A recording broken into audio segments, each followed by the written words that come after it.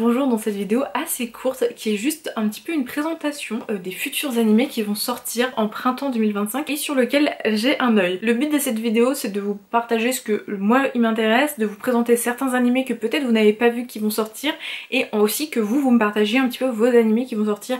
Comme ça j'avais pu découvrir du Mouvement de la Terre alors que genre il me tentait pas du tout et au final ça a été une très bonne découverte. Du coup c'est un moment un petit peu d'échange donc... Trêve de bavardage, je vais vous présenter du coup les 6 animés qui me tentent du coup pour le printemps 2025. J'en mets pas 36 000 parce que souvent j'ai pas le temps de regarder beaucoup. Du coup c'est vraiment genre une crème de la crème on va dire.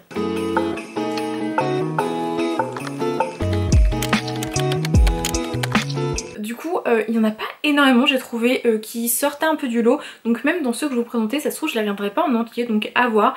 Tout d'abord il va y avoir Black Butler. Donc c'est encore un autre arc de Black Butler. Donc c'est Emerald Witch Arc. Donc c'est encore Ciel et Sébastien qui vont se retrouver sur une autre enquête demandée par la reine du coup Victoria et qui vont un petit peu aller en Allemagne etc. Donc c'est encore une suite de Black Butler. J'aime tellement l'œuvre que je veux toujours un peu la déguster sous tous les aspects. Donc dès qu'il y a un animé je le regarde et j'ai trop hâte de le regarder. Je suis vraiment très contente qu'on a un petit peu la suite de Black Butler qui vient d'animer. Je trouve que de plus en plus on a vraiment des suites de vieilles animés qui ressurgissent et qui nous permet un petit peu de nous recentrer un petit peu sur les œuvres. Donc je vais pas épiloguer longtemps dessus, c'est une suite de Black Butler, j'ai très hâte, en espérant que je sois un peu plus accrochée à cet arc que au dernier. Mais bah écoutez j'ai trop hâte. Ensuite un que j'attends le plus c'est The Beginning After the End. Alors pour ceux qui ne connaissent pas c'est un webtoon qui a été adapté du coup en papier et qui maintenant va être adapté en animé. Comme la Butler ça va sortir en avril. Après une mort mystérieuse le roi Grey renaît sur le continent magique de Dikatem sous le nom d'Arthur Lewin. Bien qu'il entame sa seconde vie sous la forme d'un bébé il conserve la sagesse d'antan. Au fil des années, il commence à maîtriser la magie et à se forger sa propre voie, cherchant à corriger les erreurs de sa vie passée. Alors ce que je trouve très intéressant c'est qu'on a un personnage qui a une certaine sagesse en étant roi etc. Il avait certaines lacunes etc. En renaissant il va décider de se forger un petit peu sa propre identité et un petit peu de vivre suivant ses propres désirs. Ce que je trouve très intéressant c'est qu'on va suivre un personnage qui va être enfant et qui va grandir et en plus il vient pas d'une famille noble etc. Juste d'une famille ok on va dire. Il va devenir de plus en plus fort etc. Va avoir ses épopées etc. J'ai eu le manhwa donc c'est vrai que c'est un peu biaisé mon avis mais je sens que je vais fortement aimer l'animé. J'espère que l'animation va être cool. Comme d'habitude je regarde jamais les trailers ce genre de choses donc j'espère qu'on va avoir une animation assez dynamique avec des musique un peu médiévale et féerique et peut-être un peu épopée etc. Je pense que ça peut être des hostes qui peuvent être pas mal. Je trouve que en fait c'est ultra intéressant qu'il soit adapté en animé parce que déjà le manhwa est très cool. J'ai pas lu la version papier, j'ai lu que la version en ligne mais voilà il est très cool et en plus de ça je trouve que c'est un manhwa qui s'adapte très facilement en animé, ça reprend un peu les codes de l'isekai, ça reprend un petit peu les codes de la magie, tout ça. Et en plus, dans mes souvenirs, il y avait quand même de sacrées leçons un petit peu de vie, etc. Écoutez, moi j'aimais beaucoup cette histoire, j'aimais beaucoup les personnages, j'aimais beaucoup un peu sur la avant-essai. Donc là, on va être sur une histoire que je pense que je vais bien suivre et bien kiffer. Ensuite, il va y avoir Lazarus. Alors, lui, c'est pareil, ça va sortir donc normalement le 5 avril, normalement. Et en fait, quand je regarde pour... sélectionner un peu les animés que je vais voir, je regarde sur Notigelon déjà sur un site et je regarde les titres du coup pour vous faire une petite idée. Je regarde les titres, je regarde s'il y a des suites d'animés que j'ai déjà regardé et je regarde aussi du coup l'image, les descriptions que je vais lire mais aussi les studios d'animation et c'est MAPPA qui est dessus. Alors je vous avoue que quand je vois certains studios d'animation je vais un peu plus m'orienter parce que je sais qu'ils font des choses assez qualitatives et en général ils ont un certain choix dans les DA qui me plaît. Et MAPPA en fait partie. Alors Lazarus. Alors là ça va être je pense une œuvre. Donc ça c'est une œuvre originale, ça veut dire que ça vient pas d'un animé, ça vient pas d'un film, d'un light novel ou ce genre de choses. Ça va être à mon avis quelque chose qui a été scénarisé et animé exclusivement pour ce support. Et donc c'est pour ça aussi que ça me tente aussi pas mal, j'aime bien aussi ce genre d'histoire. 2052, alors que la Terre connaît une ère de paix et de prospérité sans précédent, le professeur Skinner, neuroscientifique, détenteur d'un prix Nobel, met en point l'Apona. Ce médicament miracle est une véritable révolution puisqu'il peut tout soigner sans effet secondaire. Mais alors qu'il est mis sur le marché, son concepteur disparaît sans laisser de traces. 3 ans plus tard, le professeur Skinner réapparaît et indique que son médicament a un effet secondaire de taille. Tous ceux qui l'ont utilisé mourront au bout de 3 ans. Le compte à rebours est lancé pour Lazarus, un groupe de 5 personnes chargées de retrouver le scientifique et de trouver un remède à l'Apona. Alors moi, ce genre de choses, c'est ma vibe. On a un personnage qui créer un monde un peu utopique, etc. Mais il va y avoir à mon avis je pense des contrecarrés, etc. Peut-être que le médicament sera hors de portée de pas mal de personnes, ça peut être intéressant. Je sais pas du tout mais je pense que ça peut être un aspect intéressant. Ensuite on a ce truc où en fait si, il y a un effet secondaire de taille parce qu'en fait tu peux mourir, enfin vous allez mourir tout simplement. Du coup il va y avoir je pense un élan soit de violence dans... La population va un peu se relever, sûrement soit de la violence, soit essayer de chercher, enfin il va y avoir quelque chose, des gens vont être un petit peu... au bout de leur vie tout simplement. Donc je pense que ça peut être intéressant et on va y avoir un groupe qui a une quête qui est définie et qui va chercher cette quête. J'imagine qu'ils vont avoir des épreuves dans le sens peut-être mental, dans le... pas genre de force etc. mais plus genre être face à des choses difficiles etc. Je sais pas, ça me tente beaucoup, je sais pas du tout à quoi m'attendre en fait tout simplement parce que ça va être 13 épisodes et genre je sais pas. Ça me tente, j'espère que ce sera cool. Je sais pas encore sur quelle plateforme ça va être mais j'espère que ce sera sur Crunchyroll parce que je l'ai et c'est trop hâte, j'ai vraiment très hâte. Ensuite un autre animé qui me tente pas mal c'est Kowloon Generic Romance. Alors en fait le truc c'est que ça va aussi débuter en avril, en vrai presque tout débute en avril.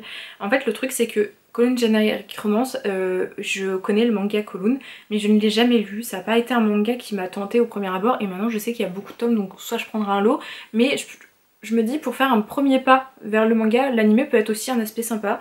Donc c'est La Citadelle de Colline, un labyrinthe de ruelles et de boui-boui.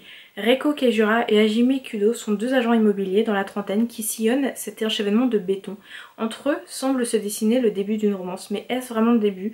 Comment se fait-il que la photo trouvée par Reiko Hajime elle semble bien plus proche qu'ils ne le sont actuellement et la citadelle de Kowloon est-elle dévouée à disparaître grâce aux bâtiments futuristes en construction au-dessus de leur tête, générique Terra? Je sais que c'est quelque chose d'assez mélancolique et tout, du coup j'avoue que j'ai une... comment dire, une certaine attente sur cette œuvre. Je me dis que ça peut être très sympathique, en même temps je suis assez curieuse, je sais que ça te prend un petit peu à l'estomac et tout ça, je pense que ça peut être une œuvre vraiment très sympa. Du coup là je vous avoue que je suis assez impatiente et en même temps assez curieuse de cette œuvre parce que je pense que l'animation peut être sympathique. J'espère que l'aspect musical sera très cool. Je suis pas très fan de musique globalement mais dans les animés je trouve que l'ambiance musicale fait beaucoup dans une œuvre et j'espère que ce sera présent. Je pense que les images pourront, tu vois, genre aussi à l'écran ce sera assez... dans la nostalgie tout ça, enfin en vrai je sais pas trop à quoi m'attendre je vous avoue et du coup je suis très curieuse et en même temps j'en entends que du bien de cette œuvre et je ne la connais pas donc je me dis ça peut être un premier pas vers cette œuvre donc j'ai hâte de me lancer dedans. Ensuite on change de registre avec Witch Watch. Alors Witch Watch j'avais vu la sortie du manga mais je vous avoue qu'il m'intéressait pas mais par contre je me demande si peut-être au contraire ce que je n'ai pas aimé en manga, enfin les aspects que je n'ai pas aimé sur l'idée du manga va m'intéresser sur l'anime. Je vais vous expliquer. En fait il y a des fois des mangas ou des animés, je me dis animé je le regarderai qu'en animé. Manga je le lirai qu'en manga parce que je me vois pas le transposer sur d'autres supports. Des fois ça peut bien être fait mais j'avoue que ça m'intéresse pas. Quand le manga est sorti ça m'a jamais intéressé alors que quand j'ai vu ça en animé je dis oh ça peut être sympa parce que ça peut être un petit peu drôle avec un petit peu de magie, je vais vous expliquer. Alors Marito Otogi possède une force surhumaine car il est un descendant d'une lignée d'ogres. Un jour son père lui annonce qu'il doit devenir le familier de Nico, son amie d'enfance qui est une sorcière. Ils vont vivre ensemble et il devra la protéger de tout danger. Nico, amoureuse de Marito, est ravie de cette cohabitation bien que son amour ne soit pas réciproque. Cependant, Marito prend très au sérieux son rôle de protecteur car une menace imminente pèse sur elle. Écoutez, moi ça peut être un peu gaulerie, je pense qu'il y aura des aspects un peu mignons, il va y avoir de l'action, un petit peu de combat, il va y avoir un mystère avec quelque chose qui pèse sur elle et tout. Il va y avoir un amour qui est non réciproque, du coup je me dis ça peut emmener à des situations qui sont cocasses. Je pense que ça peut être très sympathique. Je dis pas que ce sera la meilleure œuvre du temps, peut-être que d'ailleurs je ne finirai pas l'animé, mais en tout cas ça me tente envie de tester. Après ce qui va me gêner peut-être c'est s'il y a trop de ecchi et s'il y en a tout simplement parce que j'avoue que je ne connais pas du tout l'œuvre donc ce sera une découverte. Ensuite une autre œuvre que j'attends et là je pense que les gens qui sont fans d'un peu des ambiances un peu cosy et douces, vous allez kiffer, c'est Anne Shirley. Alors c'est l'adaptation d'un roman, du roman d'Anne, La maison au pignon vert de Lucy Maud Montgomery. J'ai pas lu le roman, j'ai regardé la série, j'avais adoré la série et là par contre je suis contente de voir encore un autre support pour cette œuvre. Maria et Mathieu Cumbert sont frères et sœurs et travaillent la terre à Avalona, sur l'île du Prince Édouard au Canada. L'âge avançant, ils décident d'adopter un garçon pour les aider aux travaux des champs. La surprise est grande quand l'orphelinat par erreur leur envoie Anne Shirley, une fille de 11 ans au caractère bien trempé et à l'imagination fertile.